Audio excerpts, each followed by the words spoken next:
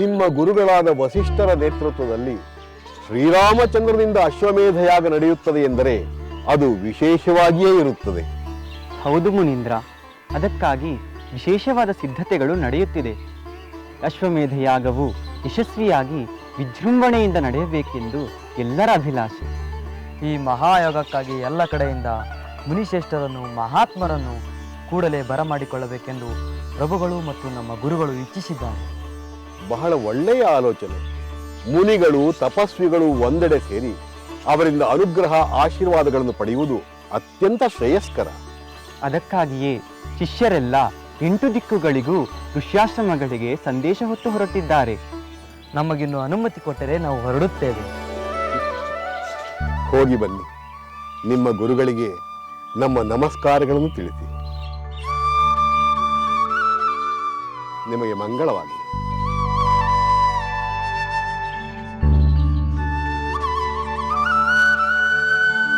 ಗುರುಗಳೇ,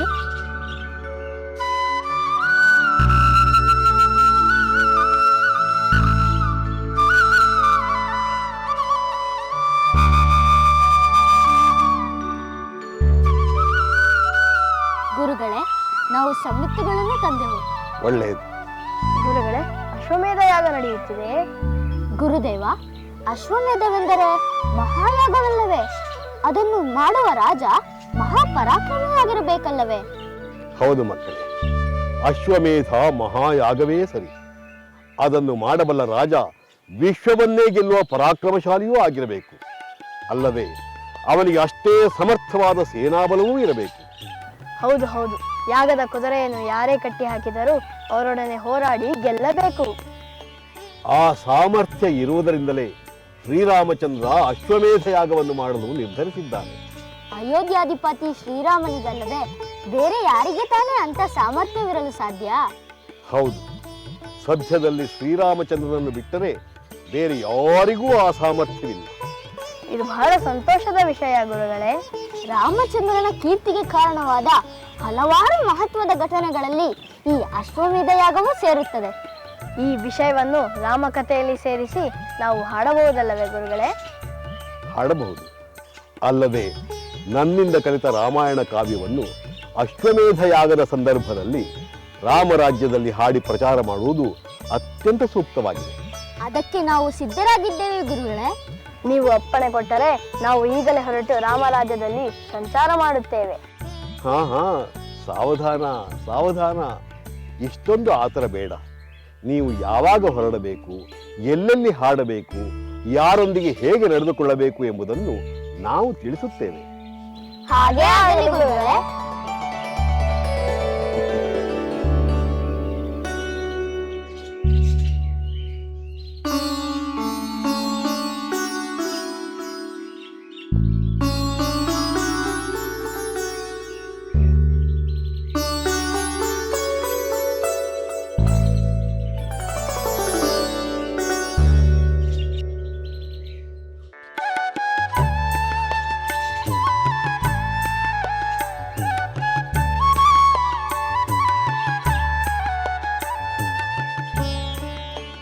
ಮಕ್ಕಳೇ, ಏನಿದೆಲ್ಲ?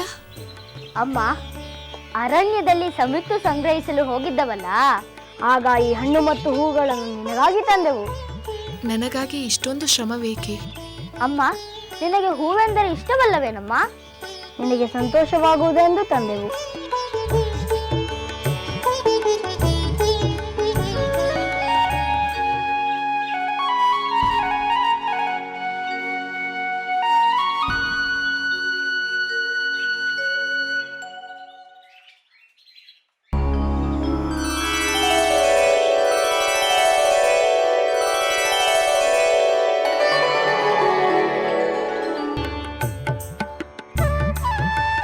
ಅಮ್ಮ, ಅಮ್ಮ, ಏನು ಮಗು? ಏನು ಯೋಚಿಸುತ್ತಿರುವೆ? ನಾವು ಹೂಗಳನ್ನು ತಂದದ್ದು ನಿನಗೆ ಇಷ್ಟವಾಗಲಿಲ್ಲವೇ? ಖಂಡಿತ ಇಷ್ಟವಾಯಿತು. ಮತ್ತೇನು ಯೋಚನೆ? ಹಿಂದೊಮ್ಮೆ ಇಂಥ ಹೂಗಳನ್ನು ನೋಡಿದ ನೆನಪಾಯಿತು ಅಷ್ಟೇ. ಅಮ್ಮ, ಗುರುಗಳು ರಾಮಾಯಣ ಕಾವ್ಯ ಪ್ರಚಾರಕ್ಕೆ ನಾವು ರಾಮರಾಜ್ಯದಲ್ಲಿ ಸಂಚಾರ ಮಾಡುವಂತೆ ಹೇಳಿದ್ದಾರೆ. ನಾವು ಅಲ್ಲಿಗೆ ಹೋದಾಗ ನಿನಗೆ ಇಷ್ಟವೇನೆಂದು ಹೇಳಿದರೆ ತಂದು ಕೊಡುತ್ತೇವೆ. ಹೌದಮ್ಮ, ಈಗ ಅಶ್ವಮೇಧ ಯಾಗ ನಡೆಯುತ್ತಿದೆ. ರಾಮರಾಜ್ಯ ದೇಶ ವಿದೇಶದ ಜನರಿಂದ ತುಂಬಿರುತ್ತದೆ. ಅಪರೂಪದ ವಸ್ತುಗಳಿದ್ದರೆ ತರಬಹುದು. ಮಕ್ಕಳೇ, ಇದೇನಿದು? ನೀವು ರಾಮರಾಜ್ಯಕ್ಕೆ ಹೋಗುತ್ತಿರುವಿರಾ? ಅಲ್ಲಿ ಯಾಗ ನಡೆಯುತ್ತಿದೆಯೇ? ಹೌದು ಮಾತೆ, ಅಯೋಧ್ಯೆಯಲ್ಲಿ ರಾಮಚಂದ್ರ ಅಶ್ವಮೇಧ ಯಾಗ ಮಾಡುತ್ತಿದ್ದಾನೆ. ಹೌದೇ? ಶ್ರೀರಾಮಚಂದ್ರ ಅಶ್ವಮೇಧ ಯಾಗ ಮಾಡುತ್ತಿರುವರೇ? ಹೌದಮ್ಮ, ಆ ವಿಚಾರವನ್ನು ಅವನ ಕುಲಗುರುಗಳಾದ ವಸಿಷ್ಠರೇ ತಮ್ಮ ಶಿಷ್ಯರ ಮೂಲಕ ನಮ್ಮ ಗುರುಗಳಿಗೆ ತಿಳಿಸಿದ್ದಾರೆ. ನಾವು ಗುರುಗಳನ್ನು ಕೇಳಿ ಆ ವಿಚಾರವನ್ನು ಖಚಿತಪಡಿಸಿಕೊಂಡೆವು. ಇದೇನಿದು? ಇದು ಹೇಗೆ ಸಾಧ್ಯ? ಸಪತ್ನೀಕರಾಗಿ ತಾನೇ ಯಜ್ಞ ಮಾಡಬೇಕು. ನಾನಿಲ್ಲದೆ ಅವರು ಹೇಗೆ ಯಜ್ಞ ಮಾಡುತ್ತಾರೆ? ಅಥವಾ ಅವರು ಬೇರೊಂದು? ಇಲ್ಲ ಇಲ್ಲ,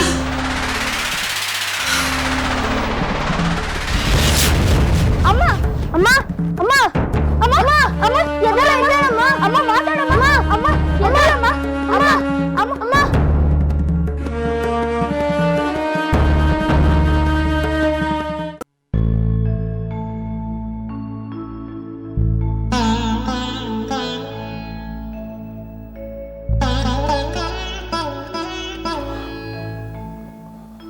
ಸೀತೆ, ಪ್ರಾಣ ಪ್ರಿಯಳಾದ ನನ್ನ ಸತಿ ಜಾನಕಿ, ನಾನು ಅತ್ಯಂತ ಮಹತ್ವದ ಅಶ್ವಮೇಧ ಯಾಗವನ್ನು ಕೈಗೊಂಡಿದ್ದೇನೆ. ಆದರೆ ನೀನು ಅದರಲ್ಲಿ ಸಂಭ್ರಮದಿಂದ ಸಡಗರಗಳಿಂದ ಪಾಲ್ಗೊಳ್ಳುವಂತಿಲ್ಲ. ಕೇವಲ ಈ ಸುವರ್ಣ ಮೂರ್ತಿಯ ರೂಪದಲ್ಲಿ ಮಾತ್ರ ಭಾಗವಹಿಸಬೇಕು.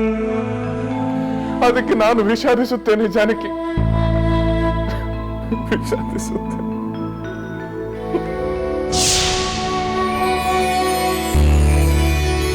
ಸೀತೆ, ಸೀತೆ,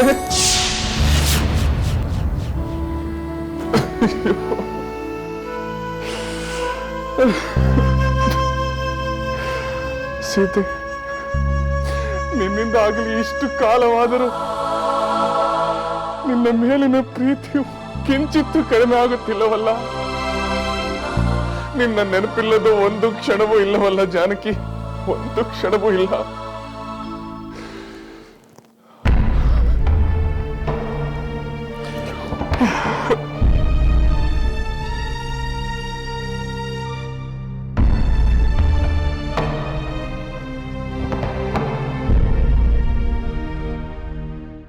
ಗುರುಗಳೇ ಗುರುಗಳೇ, ಅಮ್ಮ ಎಚ್ಚರ ತಪ್ಪಿ ಬಿದ್ದಿದ್ದಾಳೆ. ಏಕೆ ಮಕ್ಕಳೇ, ಏನಾಯ್ತು? ನಿಮ್ಮ ತಾಯಿಗೆ ನೀವು ಏನನ್ನಾದರೂ ಹೇಳಿದಿರಾ? ಹೌದು ಗುರುಗಳೇ, ಹೇಳಿದೆವು. ಏನನ್ನು ಹೇಳಿದಿರಿ? ರಾಮಚಂದ್ರ ಪ್ರಭು ಅಯೋಧ್ಯೆಯಲ್ಲಿ ಅಶ್ವಮೇಧ ಯಾಗವನ್ನು ಮಾಡುತ್ತಿರುವ ವಿಷಯವನ್ನು ಹೇಳಿದೆವು. ನಾವು ಅಲ್ಲಿ ಹೋಗಿ ರಾಮಾಯಣವನ್ನು ಹಾಡುತ್ತೇವೆ ಎಂದು ಹೇಳಿದೆವು. ಅದನ್ನು ಕೇಳಿ ಅಮ್ಮನ ಮುಖ ಗಂಭೀರವಾಯಿತು. ಯಾವುದೋ ಚಿಂತೆಯಿಂದ ಕಣ್ಣು ಮುಚ್ಚಿ ಎಚ್ಚರ ತಪ್ಪಿದಳು ಗುರುಗಳೇ.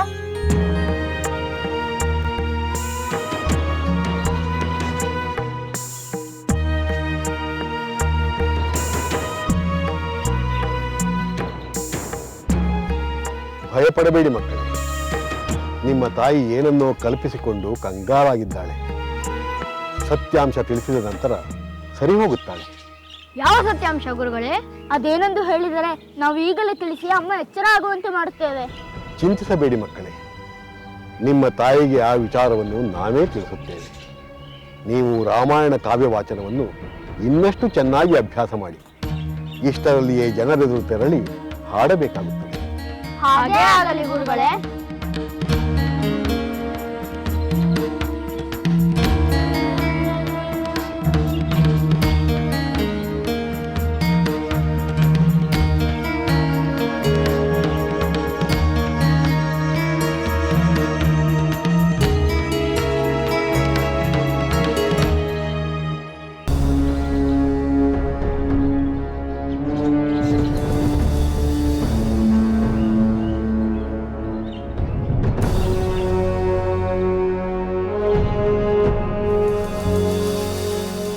ಮಗಳೇ ಸೀತೆ,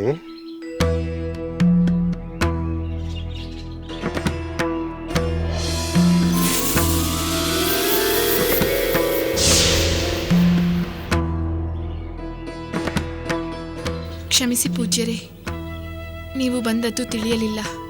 ಮಗಳೇ, ನಿನ್ನ ಮಕ್ಕಳು ಬಂದು ಹೇಳಿದಾಗಲೇ ನೀನಾವುದೋ ಚಿಂತೆಯನ್ನು ಸಹಿಸಲಾರದೆ ಪ್ರಜ್ಞೆ ತಪ್ಪಿದ್ದೀಯಾ ಎಂಬುದು ನಮಗೂ ಅರ್ಥವಾಯಿತು. ತಾಯಿ, ಅಂಥ ಚಿಂತೆ ಏನಿದೆ ಹೇಳು. ಲವಕುಶರು ಅಯೋಧ್ಯೆಯಲ್ಲಿ ಅಶ್ವಮೇಧ ಯಾಗ ನಡೆಯುವ ವಿಷಯವನ್ನು ಹೇಳಿದರು. ಅದು ನಿಜ ಮಗಳೇ. ಶ್ರೀರಾಮಚಂದ್ರ ಅಶ್ವಮೇಧ ಯಾಗವನ್ನು ಮಾಡಲು ಸಂಕಲ್ಪಿಸಿದ್ದಾನೆ. ಅದೇ ನನ್ನ ಚಿಂತೆಗೆ ಕಾರಣವಾಯಿತು. ನಿನ್ನ ಪತಿ ಅಶ್ವಮೇಧ ಯಾಗ ಮಾಡಿದರೆ ನೀನೇಕೆ ಚಿಂತೆ ಪಡಬೇಕು ತಾಯಿ? ನಿನ್ನ ಪತಿ ಶ್ರೀರಾಮಚಂದ್ರನ ಅಶ್ವಮೇಧದ ಯಾಗದ ಕುದುರೆಯನ್ನು ತಡೆಯುವ ಶಕ್ತಿ ಈ ಭೂಮಂಡಲದಲ್ಲಿ ಯಾವ ಧೀರರಿಗೂ ಇಲ್ಲ, ವೀರರಿಗೂ ಇಲ್ಲ. ಆ ನಂಬಿಕೆ, ಭರವಸೆ ನನಗಿದೆ ಪೂಜ್ಯರೇ. ಮತ್ತೇಕೆ ಚಿಂತೆ? ಯಾವ ವಿಚಾರಕ್ಕೆ? ಪೂಜ್ಯರೇ, ಸಕಲವನ್ನು ಬಲ್ಲ ನಿಮಗೆ ತಿಳಿಯದಿರುವುದೇನಿದೆ? ಯಾರೇ ಆದರೂ ಸಪತ್ನೀಕರಾಗಿ ಯಾಗ ಮಾಡುವುದು ಪದ್ಧತಿಯಲ್ಲವೇ? ನಾನಿಲ್ಲಿರುವಾಗ ಅವರು ಸಪತ್ನೀಕರಾಗಿ ಹೇಗೆ ಯಾಗ ಮಾಡುವರು? ಅಥವಾ ಯಾಗಕ್ಕೋಸ್ಕರ? ಇಲ್ಲ ಮಗಳೇ, ಇಲ್ಲ. ನಿನ್ನ ಈ ಆತಂಕಕ್ಕೆ ಯಾವ ಕಾರಣವೂ ಇಲ್ಲ. ತಾಯಿ, ಶ್ರೀರಾಮಚಂದ್ರನ ಸಂಪೂರ್ಣ ಗುಣಗಳನ್ನು ಬಲ್ಲ ನೀನೇ ಹೀಗೆ ಸಂದೇಹ ಪಡಬಹುದೇ? ಯಾವ ಕಾಲದಲ್ಲೂ ಶ್ರೀರಾಮಚಂದ್ರ ತನ್ನ ಆದರ್ಶವನ್ನಾಗಲಿ ಧರ್ಮವನ್ನಾಗಲಿ ಮೀರಿ ನಡೆಯಲು ಸಾಧ್ಯವೇ ಇಲ್ಲ. ನನ್ನ ಸ್ವಾಮಿ ಏಕಪತ್ನಿ ವ್ರತಸ್ಥರೆಂಬ ತನ್ನ ಸಂಕಲ್ಪವನ್ನು ಎಂದೂ ಮುರಿಯುವುದಿಲ್ಲ ಎಂಬ ನಂಬಿಕೆ ನನಗಿದೆ ಪೂಜ್ಯರೇ. ಆದರೆ ನಾನಲ್ಲಿಲ್ಲದಿದ್ದರೂ ಯಾಗ ಹೇಗೆ ನಡೆಯುವುದೆಂದು ನನ್ನ ಮನಸ್ಸು ಆತಂಕಗೊಂಡಿದೆ. ಅಲ್ಲಿ ಏನು ನಡೆಯುತ್ತಿದೆ ಎಂದು ನನಗೆ ಹೇಗೆ ತಿಳಿಯುವುದು?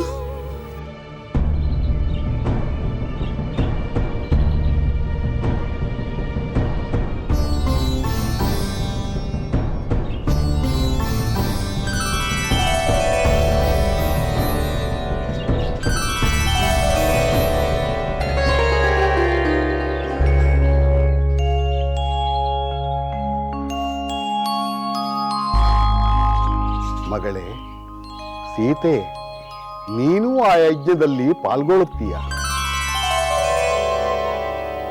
ಹೌದೇ ಪೂಜ್ಯರೇ, ನಾನು ಯಜ್ಞದಲ್ಲಿ ಪಾಲ್ಗೊಳ್ಳುತ್ತೇನೆಯೇ? ನನ್ನ ಸ್ವಾಮಿ ಮತ್ತೆ ನನ್ನನ್ನು ಸ್ವೀಕರಿಸುತ್ತಾರೆಯೇ? ಯಜ್ಞದಲ್ಲಿ ಅವರ ಪಕ್ಕದಲ್ಲಿ ಕೂಡಬಹುದೇ? ಮತ್ತೆ ನನ್ನ ಸ್ವಾಮಿಯ ಸನ್ನಿಧಿಯನ್ನು ಸೇರುತ್ತೇನೆಯೇ? ನೀನು ಈಗಾಗಲೇ ರಾಮನ ಸನ್ನಿಧಿಯಲ್ಲಿರುವೆ. ನಾನು ಇಲ್ಲೇ ಇರುವೆನಲ್ಲ. ನೀನು ಇಲ್ಲಿಯೂ ಇರುವೆ, ಅಲ್ಲೂ ಇರುವೆ. ಅದು ಹೇಗೆ ಸಾಧ್ಯ ಪೂಜ್ಯರೇ? ನೀನಲ್ಲಿ ಸ್ವರ್ಣಮೂರ್ತಿಯ ರೂಪದಲ್ಲಿರುವೆ. ಏನು, ಸ್ವರ್ಣಮೂರ್ತಿಯ ರೂಪವೇ? ಹೌದು ತಾಯಿ. ಈಗಾಗಲೇ ಶ್ರೀರಾಮಚಂದ್ರ ನಿನ್ನ ಸ್ವರ್ಣಮೂರ್ತಿಯನ್ನು ಮಾಡಿಸಿದ್ದಾನೆ.